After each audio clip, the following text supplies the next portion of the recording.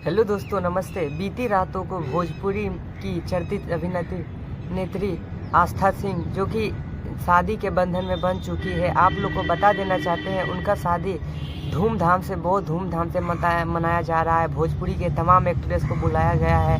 Actress हो, singer हो, भोजपुरी के सारे जहान का आने वाले सबको बुलाया गया है। बल्कि पवन सिंह के छोड़ के और अक्षरा सिंह को छोड़ के और भोजपुरी के तमाम चेहरों को बुलाया गया है और चेहरों नज़र आई है। हालांकि आप लोग को बता देना चाहते हैं इन सबको भी इनवाइट किया गया है, लेकिन ये शादी में नहीं आए क्योंकि कुछ कारण होगा, चाहे कुछ बिजी के रहने के कारण ये नहीं आ पाए हैं। इसीलिए भोजपुरी में बहुत खलबली है कि पवन सिंह क्यों नहीं आए इनके शादी में, या वगैरह वगैरह। बहुत सारे एक्टर्स लोग तमाम जो काम में बिजी हैं वो नहीं आ पाए हैं। इसी और इनका शादी शुभम सिंह से हुआ है, जो कि बहुत बड़ा बिजनेसमैन है, और भोजपुरी अभिनेत्री आस्था सिंह को देखरेख के लिए शुभम सिंह को चुना गया है। आप लोगों को बता देना चाहते हैं कई दिन लंबे अरसों की रिलेशनशिप के बाद ये दोनों नज़र आए हैं और ये शादी के बंधन में बंधे हैं। आप लोग को क्या लगता है, ये शादी अच्छा है? आप लोग को आपको लोग कमेंट सेक्शन में ज़रूर।